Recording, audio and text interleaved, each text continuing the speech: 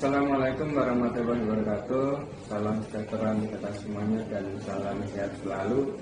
Perkenalkanlah, nama saya Prasetyo Febriarto. Saya merupakan salah satu dosen dari program studi arsitektur Fakultas Sains dan Teknologi Universitas Amikom Jakarta. Perkenalkan saya untuk menjelaskan salah satu mata kuliah yang saya ampuh, yaitu Studio Digital Arsitektur 1, yang mana merupakan mata kuliah yang wajib yang ada di semester 2 yang memiliki bobot itu 2 SKS. Dan mata kuliah ini mengajarkan bagaimana cara menggambar 2 dimensi dan 3 dimensi dengan teknologi digital menggunakan software AutoCAD, SketchUp, dan Archicad. Di perkuliahan ini dilakukan selama 14 kali pertemuan, ditambah 1 kali UTS dan 1 kali UAS. Untuk pencapaian pembelajaran di mata kuliah ini, yaitu yang pertama adalah menguasai konsep dan teknik komunikasi rancangan arsitektur, kemudian mampu memanfaatkan teknologi informasi dan komunikasi dalam mendukung pekerjaan profesional bidang arsitektur yang berkualitas global. Kemudian mampu menjelaskan konsep dan teknik komunikasi perancangan arsitektur, kemudian mampu menguasai dan mengoperasikan software untuk membuat 2 dimensi dan 3 dimensi dalam perancangan arsitektur. Kemudian untuk materi pembelajaran selama 14 pertemuan ini akan saya jabarkan sebagai berikut. Yang pertama, di pertemuan pertama itu mengenai pengantar mata kuliah Studio Digital Arsitektur 1. Di pertemuan kedua menjelaskan mengenai perangkat gambar objek geometri AutoCAD. Kemudian di pertemuan ketiga perangkat editing dengan Modify dan Layers. Kemudian di pertemuan keempat mengenai setting dimensi, memberikan ukuran dimensi, kemudian arsiran dan teks. Dan di pertemuan kelima mengenai plotting gambar. Kemudian di pertemuan keenam itu mengenai perangkat objek atau membuat gambar objek menggunakan software SketchUp. Kemudian di pertemuan 7 masih menggambar objek dengan menggunakan software SketchUp. Kemudian di pertemuan ke-8 yaitu UTS, kemudian di pertemuan ke-9 itu mulai menjelaskan permodelan menggunakan software Archicad, penerapan perangkat gambar objek geometri Archicad. Kemudian pertemuan ke-10 membuat 3 dimensi, membuat benda 3 dimensi, model 3 dimensi objek rumah tinggal. Pertemuan ke-11 permodelan kolom dan balok. Kemudian pertemuan ke-12 permodelan dinding dan lantai. Kemudian pertemuan ke-13 itu permodelan pintu dan jendela. Kemudian pertemuan ke-14 itu permodelan rumah dan bagaimana cara memvisualisasi. Kemudian pertemuan ke-15 ini permodelan teras, taman, carport dan pagar. Dan pertemuan ke-16 adalah UAS. Kemudian perkuliahan dilaksanakan secara tatap muka dan dibantu oleh LMS, yaitu Learning Management System dari Amikom, berupa waskita, kemudian melalui WhatsApp group. Kemudian untuk metode pembelajaran yang dilakukan di mata kuliah ini dengan ceramah, di mana dosen itu menjelaskan dasar dan mempraktikkan ke mahasiswa penggunaan software digital menggambar 2 dimensi dan 3 dimensi. Kemudian metode pembelajaran yang lain berupa diskusi, di mana dosen berinteraksi dengan mahasiswa, mahasiswa berinteraksi dengan dosen, atau mahasiswa berinteraksi dengan mahasiswa. Kemudian setelah itu memberikan penugasan individu untuk melihat seberapa jauh mahasiswa itu mampu memberikan progres penggambaran digital secara 2 dimensi maupun 3 dimensi. Kemudian untuk media pembelajaran di mata kuliah ini, yang pertama adalah praktek langsung, kemudian mulai video tutorial, kemudian ditambahkan melalui buku-buku referensi. Kemudian terdapat juga penilaian dalam perkuliahan ini yang terdiri dari presensi, kemudian tugas-tugas, kemudian UTS dan UAS yang mempunyai bobot untuk presensi 10%, kemudian untuk tugas itu 30%, kemudian untuk UTS itu 20%, kemudian untuk UAS adalah 40%. Khusus pada penilaian tugas-tugas, di mana jika mahasiswa itu mempunyai nilai yang kurang, maka mahasiswa dapat melakukan perbaikan atau revisi dan mendapatkan nilai sesuai dengan hasil yang direvisi. Demikian penjelasan mengenai mata kuliah ini, Studio Digital Arsitektur 1. Saya ucapkan terima kasih. Wassalamualaikum warahmatullahi wabarakatuh. Assalamualaikum warahmatullahi wabarakatuh. Ya, salam sejahtera untuk kita semuanya dan salam sehat selalu. Ya, pada hari ini merupakan pertemuan kita yang ke-13 di mata kuliah Studio Digital Arsitektur 1. Saya akan men-sharing materi yang tentu masih berkaitan dengan penggunaan digital, yaitu mengenai visualisasi arsitektur. Ya, sebelumnya teman-teman ini dulu presensi dulu ya. Ini coba saya ya, silakan presensi dulu.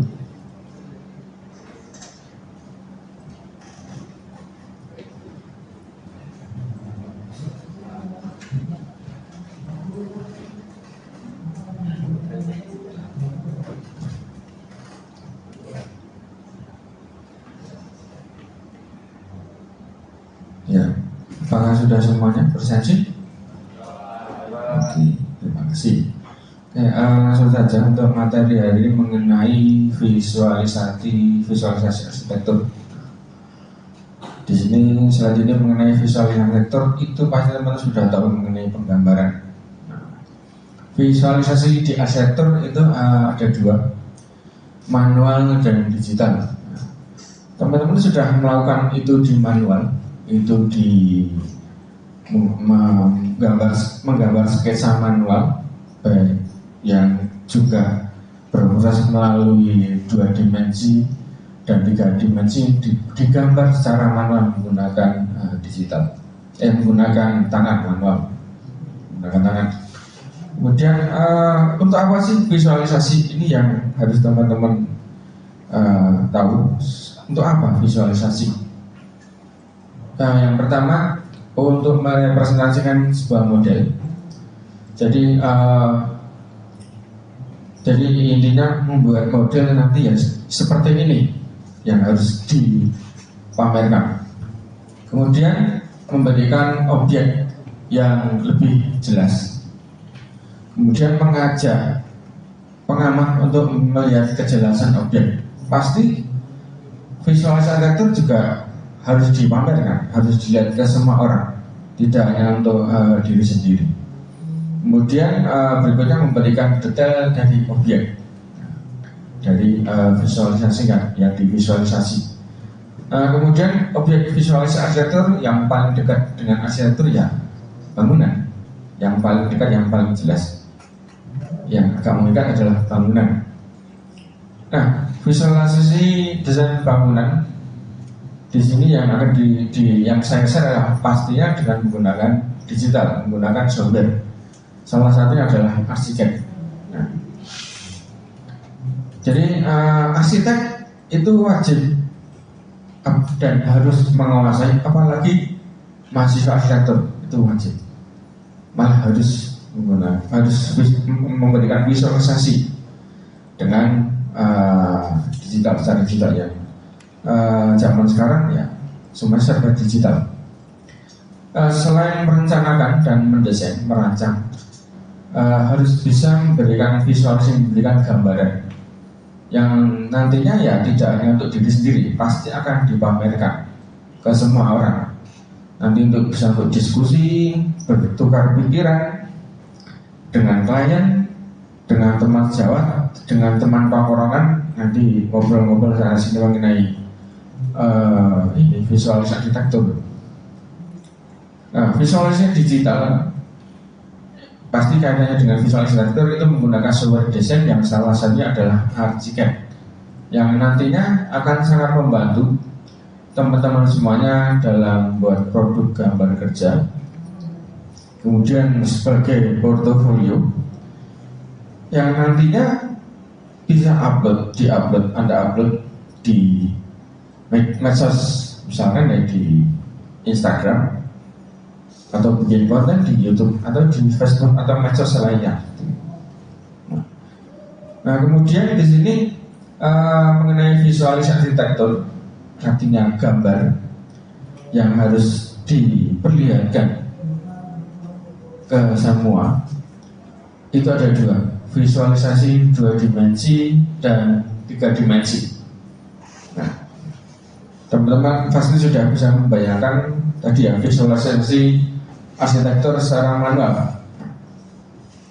Bagaimana visualisasi arsitektur secara digital? Nah, seperti apa sih penerapannya? Kaitannya dengan tadi membuat produk gambar kerja. Ya, saya ingin bertanya ke teman-teman semuanya yang ada di sini. Oke, saya ingin bertanya mengenai contoh gambar kerja. Itu gambar apa sih? Visualisasi 2 dimensinya seperti apa penerapannya? Saya ingin tanya ke ini Mas Ramzi. Ya. Ya. Ini saya mau tanya ke Anda. Contohnya gambar apa sih?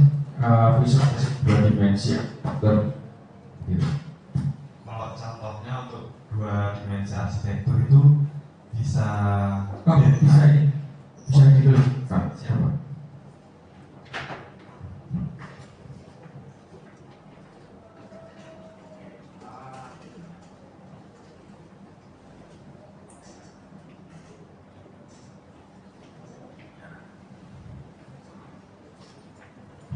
Silakan. Seperti apa? Contoh gambar kerja.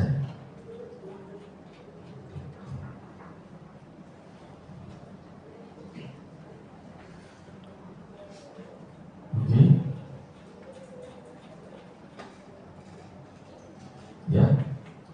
untuk visualisasi 2 dimensi itu ada yang pertama denah dan tapak. Oke. Oke, terima kasih. Silakan kembali ke tempat.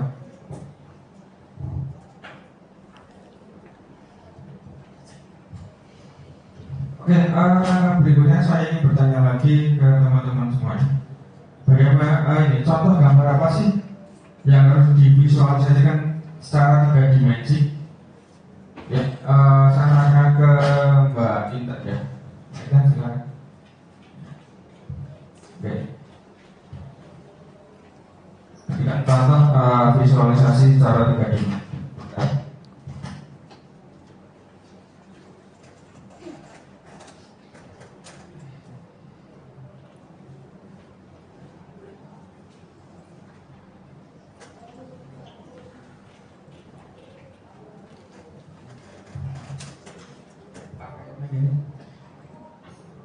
Ya, sekalian diterangkan gitu.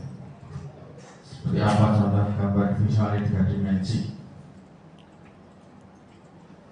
Bisa dibacakan? Nanti teman-teman bisa mendengarkan gitu.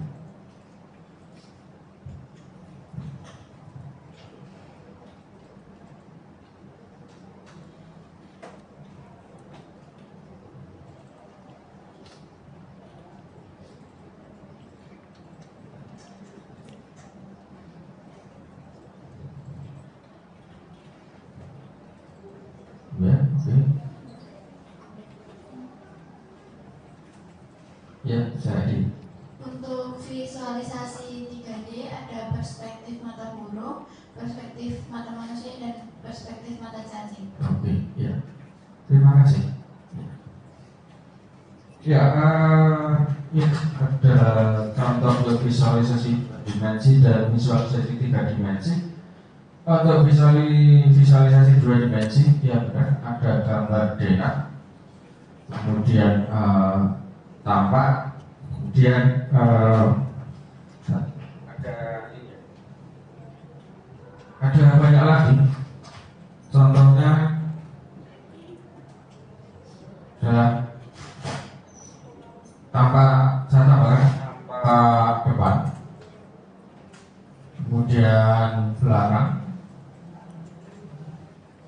kemudian tampak samping kanan kiri, kemudian yang ketiga ini 3, ini 4, kemudian 5 adalah tampak atas secara 2 dimensi. Nah, bagaimana dengan yang visualisasi 3 dimensi? Ya, yang pertama adalah perspektif mata burung, kemudian perspektif mata manusia, kemudian perspektif mata cacing. Yang keempat ada tambahan lagi yaitu aksenometri, gambar aksenometri.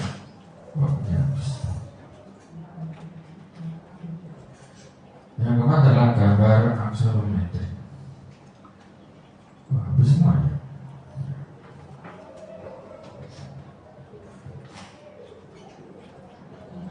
Gambar aksenometri.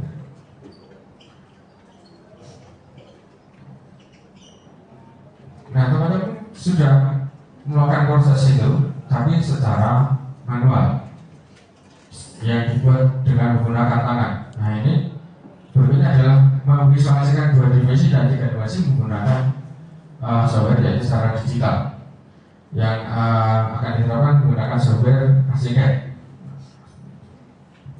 Nah, kemudian ini yang harus teman-teman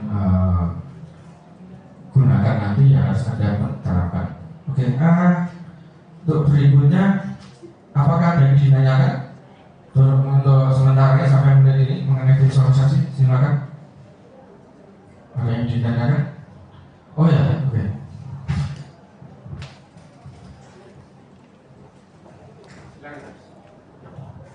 Saya tanya Pak, bagaimana penerapan visualisasi arsitektur 2 dimensi menggunakan ArchiCAD?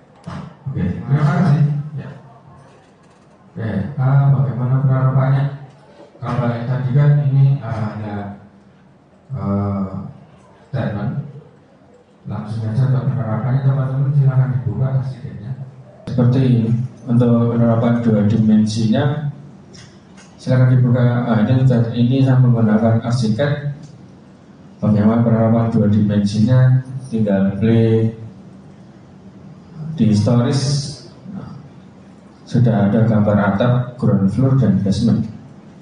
Tadi visualisasi 2 dimensi meliputi gambar daerah, tampak depan, belakang, samping, dan tampak atas. Saya akan mencontohkan ini untuk tampak atas. Ini visualisasi 2 dimensi menggunakan ArchiCAD. Ini kemudian denah, di gambar denahnya, kemudian seperti ini cara memvisualisasi 2 dimensi. Kemudian ini adalah denah basementnya seperti ini.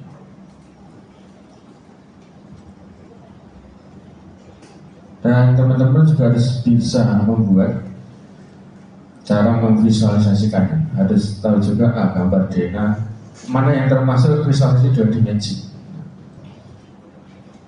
Oke, ada pertanyaan lagi? Dipersilakan.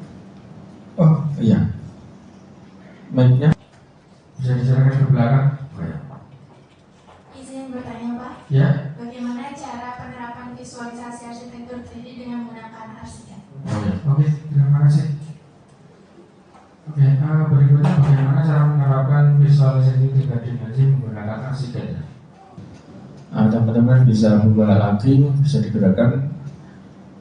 Tadi katanya adalah perspektif mata burung, mata manusia, mata cacing, dan aksenometri. Bisa dicek di ini panel sebelah kanan di 3D-nya, diklik. Ini ada 2, generic perspektif dan generic aksenometri.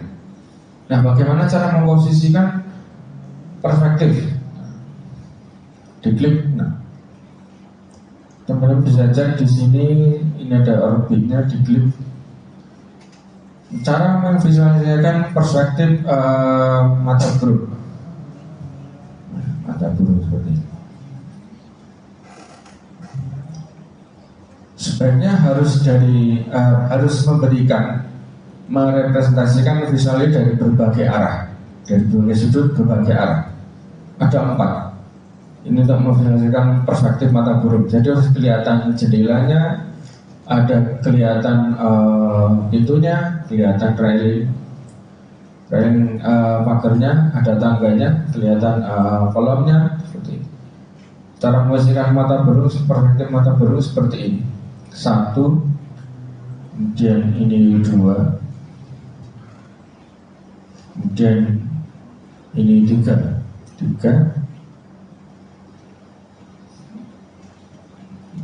kemudian ini 4.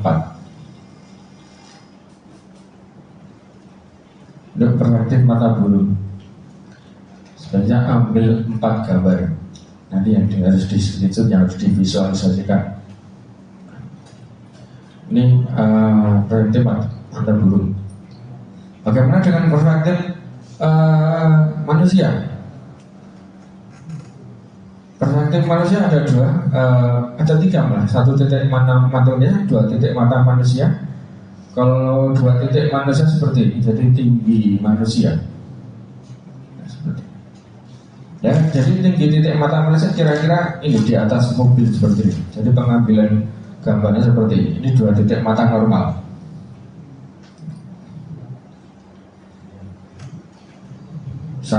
Diambil 4, paling enggak 4 gambar.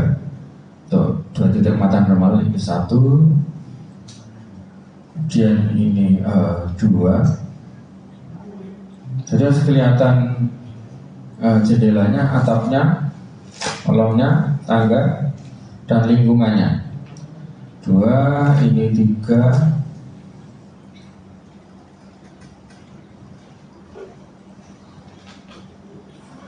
Kemudian 4. Jadi visualisasi tidak hanya ada di sini, tapi juga harus dipamerkan ke pengamat, ke penglihat, agar penglihat tahu dari penglihat itu tahu detail dari bangunan ini. Oh, seperti ini, kolomnya seperti ini dari berbagai arah, atapnya seperti ini. Jadi tidak hanya 1 gambar saja. Sebenarnya untuk arsitektur juga harus seperti itu. Apalagi dengan mahasiswa arsitektur, harus bisa memberikan visualisasi yang lebih banyak lagi. Nah, bagaimana dengan mata cacing? Sebenarnya dari bawah mata cacing itu. Nah, ini posisinya delosor ya, atau tiduran seperti itu. Lebih bawah lagi mata cacing.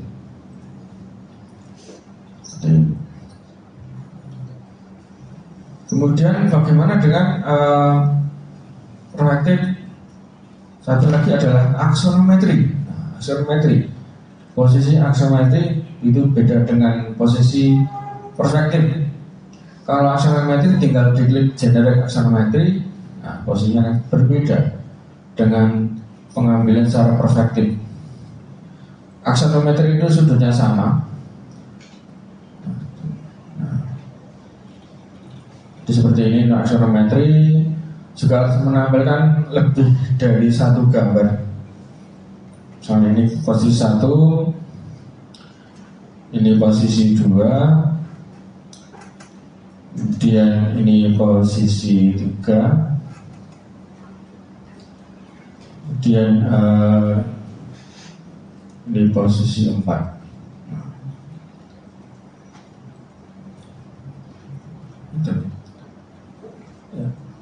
Jadi ini harus ada buat semuanya. Jadi tidak hanya memvisualisasikan 2 dimensi saja, tapi 3 dimensi harus disertakan.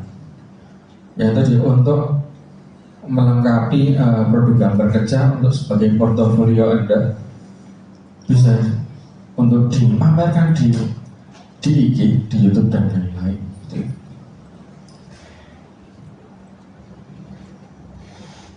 Nah, visualisasi desain bangunan dengan digital itu bisa gagal.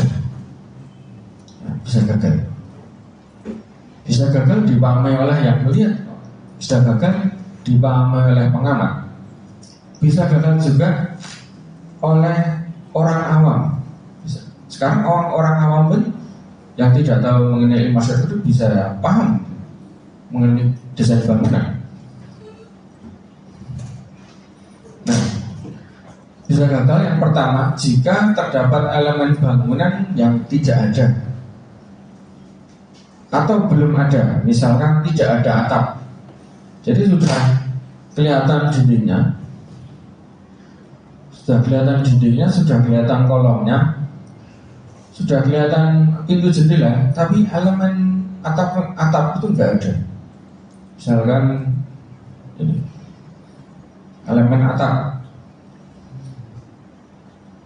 ya ini bisa gagal karena atap itu tidak ada. Orang awam pasti tahu, ini pelafon, tapi kok nggak ada atapnya gitu. Atau satu lagi kolomnya tidak ada. Kalau kolomnya tidak ada berarti nanti bangunannya roboh.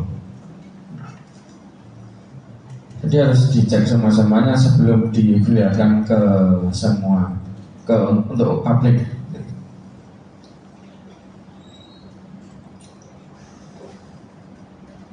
Ini saya kembalikan seperti ini.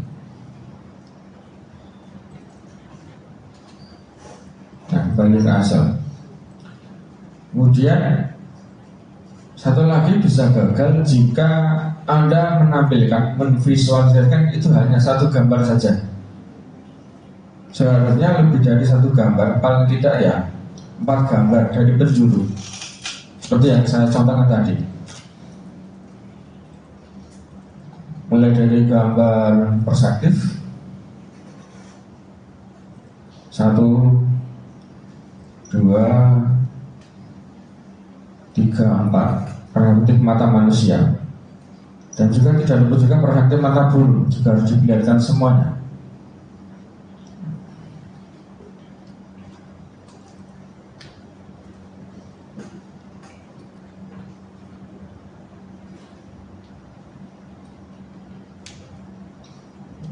Jadi harus diperlihatkan semuanya untuk memberikan kejelasan dari berbagai arah, apalagi dengan visualisasi 2 dimensi. Jadi harus memperlihatkan gambar tampak samping kanan kiri, kemudian tampak atas, tampak denah atap, denah basement, denah lantai pertama.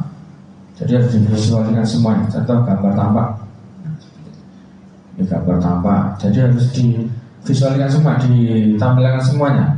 Standar dan 4 tampak bangunan, tampak samping kanan kiri, depan belakang.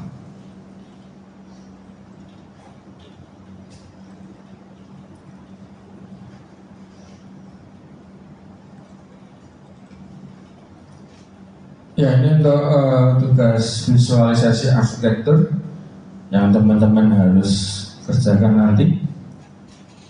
Jadi Anda memvisualisasikan di format PDF 4 atau PDF A3, mulai dari gambar situasi, denah, gambar tampak atas, kemudian gambar tampak depan, samping kanan kiri, kemudian gambar perspektif 2 titik mata normal dari 4 arah yang berbeda, kemudian gambar perspektif mata burung dari 4 arah yang berbeda. Jadi teman-teman buat nanti sangat berguna untuk membantu kegiatan teman-teman di masa yang akan datang. Ya, ini untuk contohnya slide terakhir. Seperti jadi ini kelihatan sekali nih bentuk perspektif mata burung dan bentuk. Jadi ada kelihatan perbedaannya. Di sini bahwa visualisasi desain arsitektur penting menjadi untuk memperlihatkan karya sendiri dan menambah percaya diri. Ya, seperti itu yang bisa saya sampaikan. Terima kasih untuk semuanya. Saya tutup. Selamat siang. Wassalamualaikum warahmatullahi wabarakatuh.